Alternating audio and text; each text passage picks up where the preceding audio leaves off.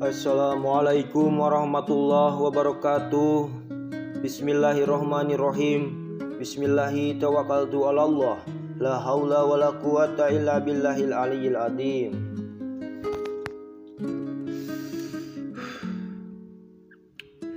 Alhamdulillahirabbil alamin. Puji syukur ya Allah ya Rabbi.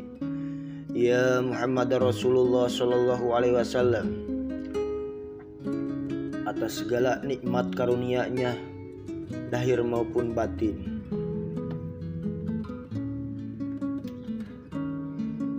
Pada kesempatan malam ini, izinkan saya ini menyampaikan suatu pembahasan bagaimana cara kita memahami konsep ikhlas dari jatuh bangunnya kehidupan, biar nanti tak kecewa saat gagal. Kita ngobrol-ngobrol lagi tentang kehidupan. Semoga aja apa yang saya utarakan pada malam ini dapat bermanfaat buat kita semua. Kita bagi-bagi, share pengalaman ya, berbagi cerita. Dan bila ada yang punya cerita boleh di kolom komentar ya, dibagikan. Kita berbagi sama-sama lah, sama-sama belajar, khususnya sih buat diri saya.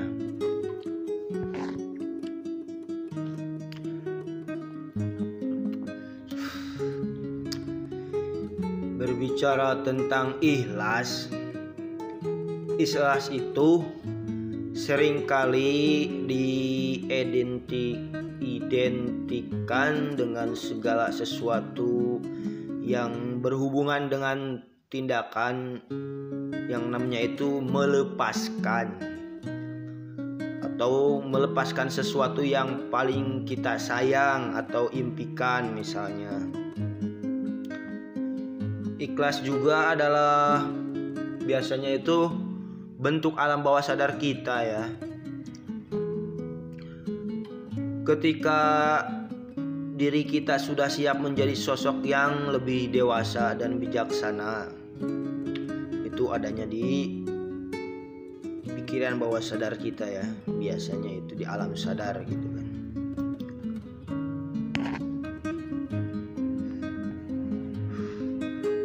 Ikhlas adalah persoalan waktu, bukan kata-kata. Gak mudah gitu kan. Menerima dulu, terus ridho, baru bisa ikhlas tuh. Itu juga perlu waktu dan proses. Karena sekuat apapun kita mensugesti diri kita menjadi pribadi yang ikhlas, tetap selalu kadang gagal kalau kita tidak pandai mengontrol diri untuk melakukan introspeksi. Gak mudah ya, tapi harus berusaha.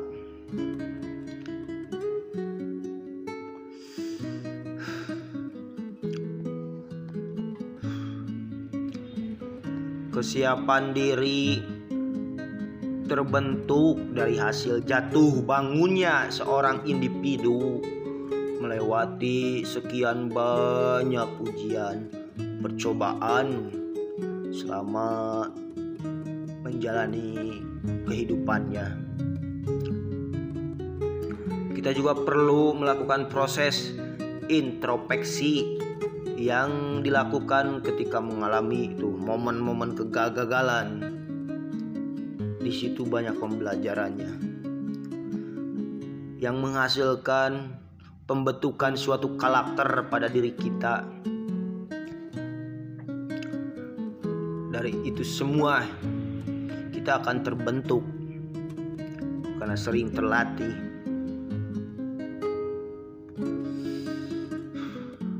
Ya begitulah dunia, memang akan selalu menyuguhkan permasalahan agar manusia bisa memilih untuk menjadi pribadi yang buruk ataukah yang baik. Terlepas dari persoalan norma sosial yang berkembang di tengah masyarakat yang kemudian membentuk konsep etika, Tuhan juga telah memberikan gambaran mengenai baik dan buruknya seorang makhluk.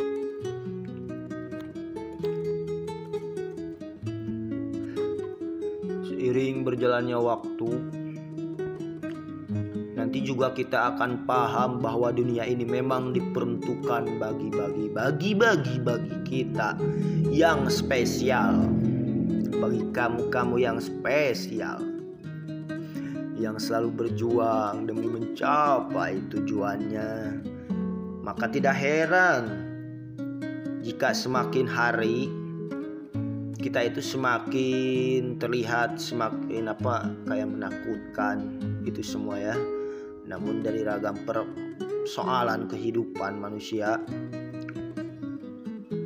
kamu saya termasuknya ya, akan belajar bahwa ikhlas tidak dapat diperoleh dengan waktu yang sangat singkat.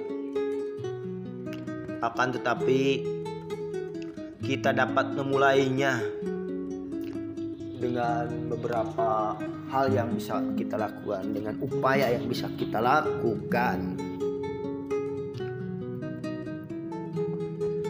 Mungkin saya akan coba kelompokkan di sini. Saya udah kelompokkan menjadi 5. Yang pertama itu, berhentilah mengeluh dan menyalahkan orang lain. Yuk marilah kita itu mulai fokus untuk suatu permasalahan pada diri kita aja sendiri. Seringkali sikap menyalahkan orang lain secara leplek muncul ketika diri kita itu sedang ditimpa permasalahan. Walaupun memang secara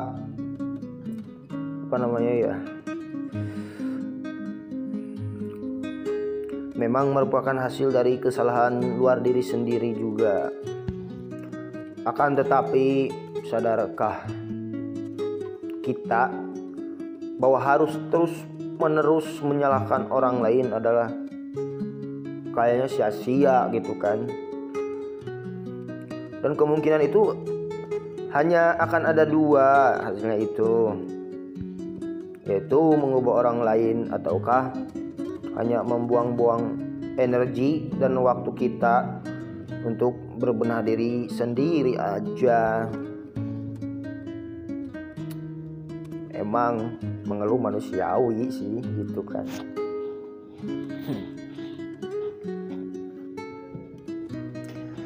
Kita juga seringkali merasakan capek ya, berjuang berkelana, apalagi di negeri orang. Akan tetapi kita juga harus paham bahwa ketika kita mengeluh, berapa banyak energi itu yang kita keluarkan, malah buang-buang. Lega kagak, kayaknya percuma gitu kan. Jadi oleh karena itu lebih baik gitu kan, marilah kita itu coba deh pola pikir kita itu diubah. Karena mengeluh itu sesuatu yang tidak mengenakan sebetulnya.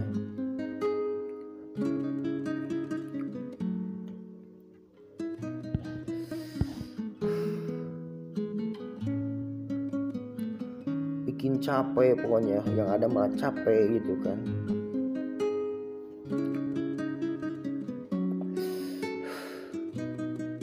Ya mendingan ketika kita mendapatkan masalah, lebih baik kita itu atau ujian gitu kan, melakukan introspeksi diri aja gitu kan.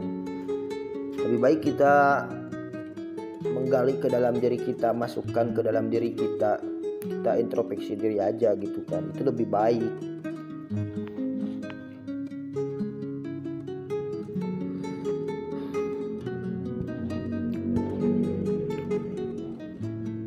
kedua, jangan terlalu lama menyalahkan diri sendiri.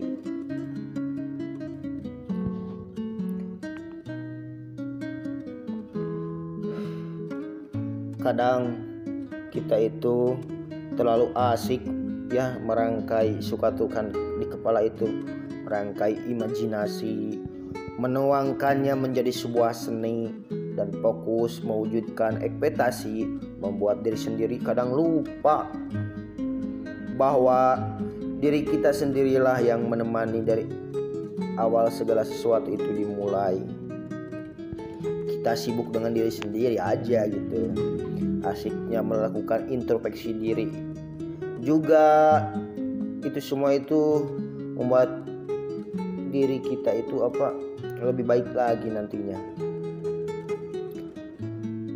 Dan jangan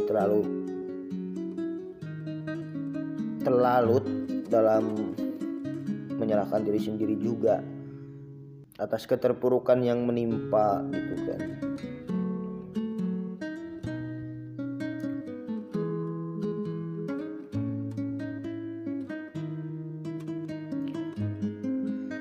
Sebenarnya berbicara introspeksi diri itu,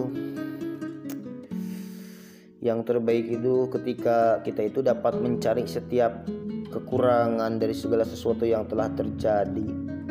Kita harus dapat menganalisis segala sesuatu melalui sudut pandang yang variatif ya, yang banyak gitu kan. Jangan membacanya dari satu aja, semuanya dibaca gitu kan.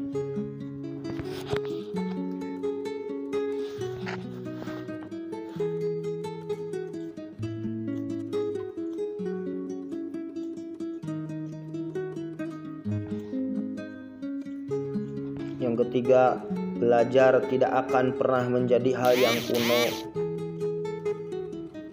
Jadi jangan pernah malu walaupun kita udah